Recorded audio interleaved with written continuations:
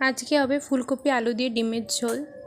ডিমটাকে নুন দিয়ে সিদ্ধ করে নেব ফার্স্টে, তারপর অল্প হলুদ দিয়ে ফুলকপিটাকে অল্প করে সিদ্ধ করে নিলাম।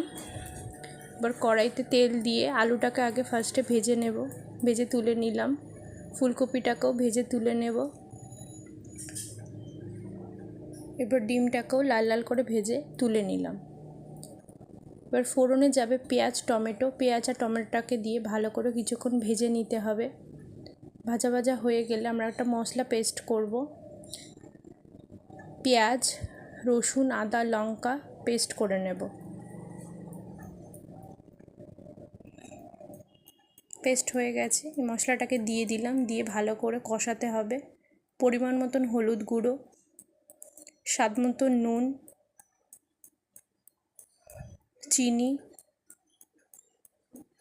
পরিমাণ মতন জিরের গুঁড়ো, ধনের গুঁড়ো, লঙ্কা গুঁড়ো দিয়ে ভালো করে কষিয়ে নিতে হবে। কষে গেলে আমরা উষ্ণ গরম জলটা দিয়ে দেব। কিছুক্ষণ ফুটে গেলে ডিম, আলু, ফুলকপি একসাথে দিয়ে কিছুক্ষণ ফোটাবো। ফুটে গেলে লাস্টে আমরা ধনে পাতা আর গরম মশলা দিয়ে নামিয়ে নেব। গরম মশলাটা দিয়ে দিলাম। হয়ে গেল আজকে ফুলকপি আলু দিয়ে ডিমের ঝোল। ভালো লাগলে অতি অবশ্যই লাইক করবেন।